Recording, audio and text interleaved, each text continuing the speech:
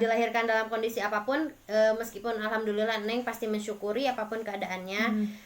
Neng juga tidak menginginkan terlahir seperti ini. Jadi intinya mungkin lingkungan itu tuh emang belum terbuka atau open minded tentang anak disabilitas. Mungkin Makanya orang mereka juga belum mereka belum tahu. Iya. Jadi mereka emang kurang bisa menghargai.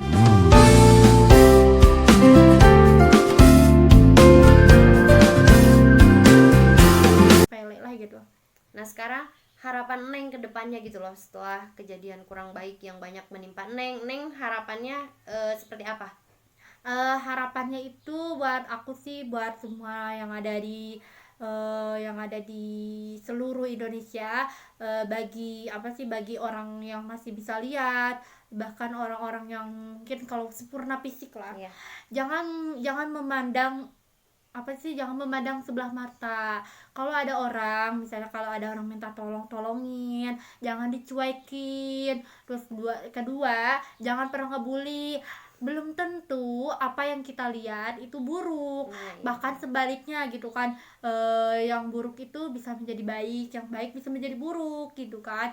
Dan aku juga pesan buat semuanya, jangan pernah memandang orang lain, dan jangan pernah jangan melihat sebelah mata, jangan jijik lah gitu kan. Iya. Apa kan gitu kan. Aku aja sama Tiana alhamdulillah kan, Tiana baik gitu sama aku kan. Don't judge something by cover, guys. Ya, dan aku juga satu pesan buat temen-temen yang pernah bully aku, jangan pernah ngebully lagi, udah stop gitu. Dan satu lagi, saya bisa memaafkan kalau kalian minta maaf langsung ke aku. Jadi sampai hari ini belum ada kata maaf. Belum ada kata maaf. Harapan saya tuh walaupun mau di chat, tapi kan lebih baik kan minta maaf Langsung. gitu kan. Sampai sekarang pun orang-orang nggak pernah minta maaf gitu. Kan minta maaf gini kan, misalnya gini ya, misalnya si D gitu kan minta maaf, dulu pernah bully gini, nyamperin ke rumah kayak, atau chat Facebook kan. Aku juga pernah nyimpen Facebook di bio bawah, Facebook atau Instagram, kalian bisa chat di situ, terus minta maaf apa yang kalian pernah lakukan gitu. Dan harapan aku sih itu aja sih, jangan pernah memandang orang lain. Aku juga pernah punya ada satu ingatan yang nggak bisa dilupain. Apa tuh? Itu tuh aku tuh bener-bener paling nggak tahu nggak sih. Kenapa? Tano belum lihat ya di YouTube, itu ya opening kan aku pernah kirim. Udah. Jadi kan ceritanya kan gini kan, itu kan pas istirahat itu kan, kalau nggak salah kelas 5 atau kelas 4 ya, itu istirahat. Nah ketemu kan berpapasan sama dia kan bully aku kan. Aku cuman gitu kan, cuma ngebejengin aja kan, cuma manyunin mulut aja. Terus dia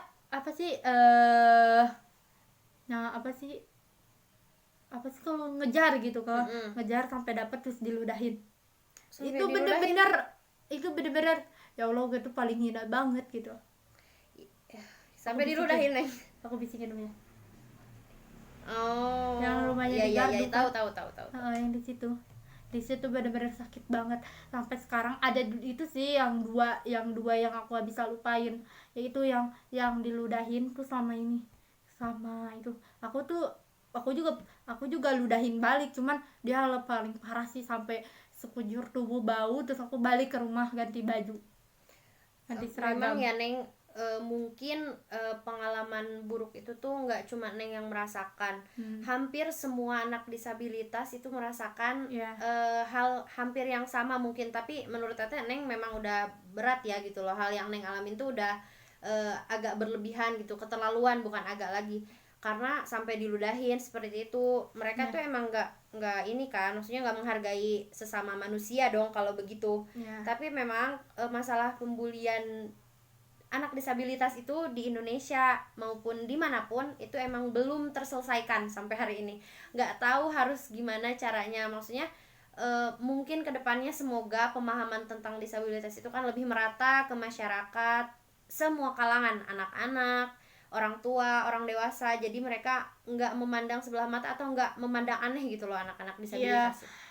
aku juga kan banyak cerita dari teman-teman juga kan. Dari teman-teman kan ceritanya gini, banyak banget ceritanya gini, aku juga pernah sampai dibully kayak gitu. Bahkan sampai anaknya juga, sampai orang tuanya juga malu karena punya anak. Iya itu karena pandangan orang sekitar tuh yang mengubah mindset orang tuanya juga, karena kok kamu punya anak begini, nanti orang tuanya juga iya ya, jadi malu saya, jadi ngerasa gitu. Padahal dukungan orang tua tuh sangat penting. Masih bersyukur alhamdulillah orang tuanya yang masih mau mensupport kayak Neng. Orang tua kan masih pro banget ya ke Neng, apapun yang Neng lakuin didukung terus. Maksudnya semua hal tentang Neng masih disayangin dengan baik lah. Nah itu sulitnya kalau orang tua itu udah emang mulai nggak sayang gitu sama anaknya. Ya mulai nggak sayang sih gitu. Karena aku juga dapat pengalamannya kayak gitu dari anak-anak juga.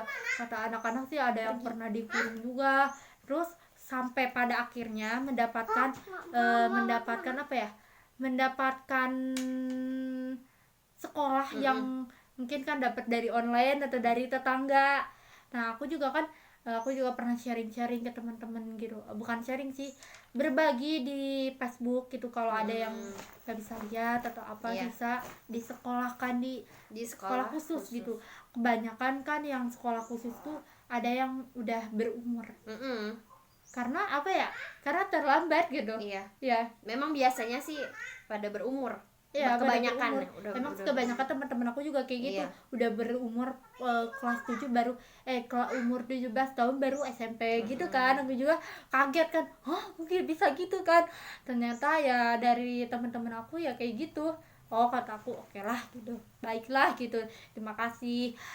Dan ini sih aku juga setelah aku dibully sih, aku kan disuruh Bu Tanti kan masuk sekolah, masuk SLB, masuk SLBA Budi Nurani, disuruh Bu Tanti kan, disuruh sekolah di situ. Karena dulu kan niatnya kan mau sekolah di Sirojo kan, karena mau sekolah di Sirojo enggak jadi, karena emang kata Umi udah sekolah di situ aja, karena biar aku nggak dibully lagi. Karena emang bener-bener sakit gak bisa dilupain. Sering cerita ke Umi Neng dibully terus, Neng dibully wae nyeri hati gitu sampai nangis.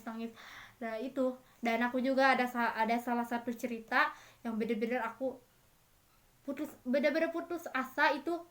Apa sih, melawan kehendak Tuhan. Jadi apa yang Tuhan berikan aku tolak gitu. Kenapa? Itu tuh pagi-pagi pas puasa.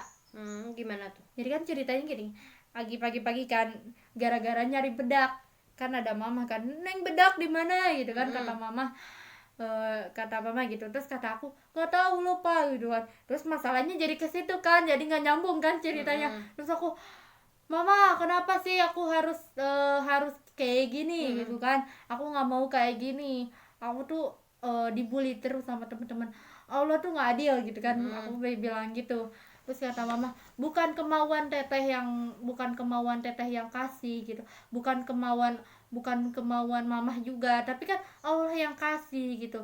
Allah itu menunjukkan ciptaan Tuhan gitu, maksudnya apa sih, menunjukkan ini ciptaan Tuhan yang apa sih gitu. Apa sih dimaksudnya itu, kalau misalnya Tuhan itu membuatnya itu berbeda, bukan itu sih, sama gitu membuatnya, cuman Allah tuh menunjukkan yang berbeda gitu. Intinya Neng di setiap kekurangan itu pasti ada kelebihan yang lain. Teteh lihat Neng juga punya bakat yang memang gak dimiliki orang lain. Seperti Neng ininya apa sih, pandai bicara. Kalau menurut Teteh Neng tuh bakatnya speaking skillnya bagus. Nah itu, dan Neng juga keterampilan kan bagus, makanya nggak semua orang bisa itu. Dan menurut Teteh itu juga salah satu kelebihan Neng yang belum tentu dimiliki orang lain. Jadi kalau misalkan Neng merasa Neng kurang, ya Neng harus melihat lagi ke sisi yang lain. Aku pasti kok ada lebihnya di sisi yang lain gitu. Mencoba gitu ya. Nah yang terakhir Neng, pesan buat, tadi kan Neng udah pesan buat teman-teman. Nah sekarang pesan buat lingkungan sekitar yang pernah kan Neng pernah di sini lama ya, maksudnya sekolah ke sini.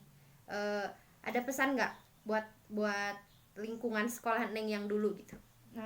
Buat pesan, kalau misalnya ada yang ada yang kayak aku lagi, tolong gitu, tolong jangan pernah ngebully lagi, cukup aku aja yang ngerasain gitu, tolong gitu, hargai apa yang mereka punya, apa yang mereka apa ya, tolong hargailah gitu, apa yang mereka punya, apa yang mereka apa sih, intinya apapun kekurangannya harus dihargai, karena semua orang juga pasti punya kekurangan. Gitu. Semua orang pasti punya kekurangan dan kelebihan, tapi tolong hargailah orang-orang yang ada di sekitar kita, jangan pernah ngebully, cukup aku aja yang ngerasain, please gitu.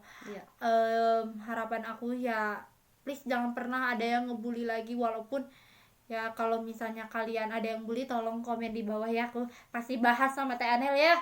Nanti kita bahas kalau ada yang cerita yang ngebully, oke gak? Oke. Nanti kita bikin YouTube lagi kalau misalnya ada yang ngebully lagi. Oke deh sih, cuman itu aja sih pesan buat lingkungan yang di sekolah aku yang dulu ya. Harapan aku sih jangan pernah ada yang bully lagi, cukup aku aja ngerasain gitu.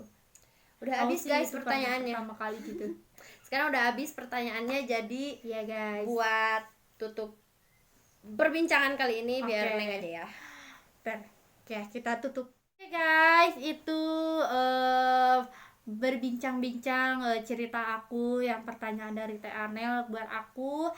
Oke, buat semuanya kalau misalnya ada yang mau diceritakan nanti kita bahas di video selanjutnya. Mungkin kalau ada yang kalian mau ceritakan di apa ya, ceritakan di ini ya, ceritakan di apa, mau ada yang kolom menceritakan, bisa kalian kirim email di aku di Jopa, nanti aku kirim emailnya di ini ya, di bawah, kalau kalian mau ini ya, kalau kalian mau bercerita tentang gimana sih dibully gitu, gimana, atau boleh juga Neng di kolom komentar, ceritain di kolom komentar, di kolom komentar, atau bisa kirim email. Iya bisa.